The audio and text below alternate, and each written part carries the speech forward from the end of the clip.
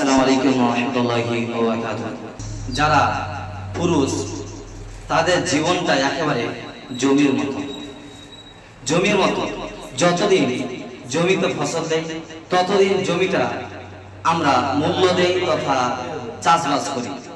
যখন জমিতে ফসল দেয় না সেটা আমরা ফেলে দিই।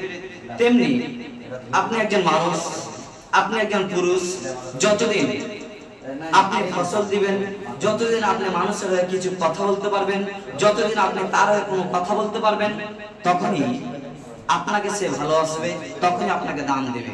যেমন ভাবে জমিটি যতদিন ধরে ফসল দিচ্ছে ততদিন আপনি মূল্যায়ন করছেন, সেম একই যতদিন আপনি মানুষের হয়ে কিছু দিতে পারবেন তখনই মানুষ আপনাকে ভালোবাসবে। আর যখন দিতে পারবেন না তখন আপনাকে তুচ্ছ তাচ্ছিল্য করবে। সম্মানিত দর্শক মণ্ডলী, আমি বলতে যাচ্ছি যে মানুষের প্রতি এই তুচ্ছ তাচ্ছিল্য ব্যবহার করা থেকে বাঁচার চেষ্টা করুন।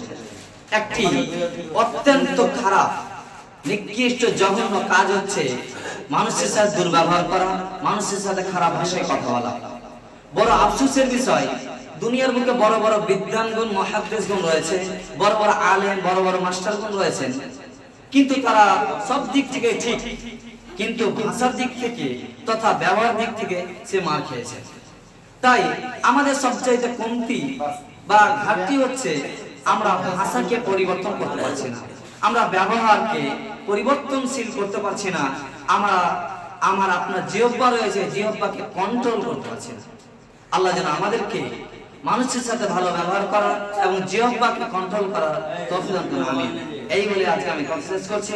ওয়া মা আলাইনা ইল্লাল বালাগ ওয়া আলাইকুম হিসাব। আসসালামু আলাইকুম ওয়া রাহমাতুল্লাহ।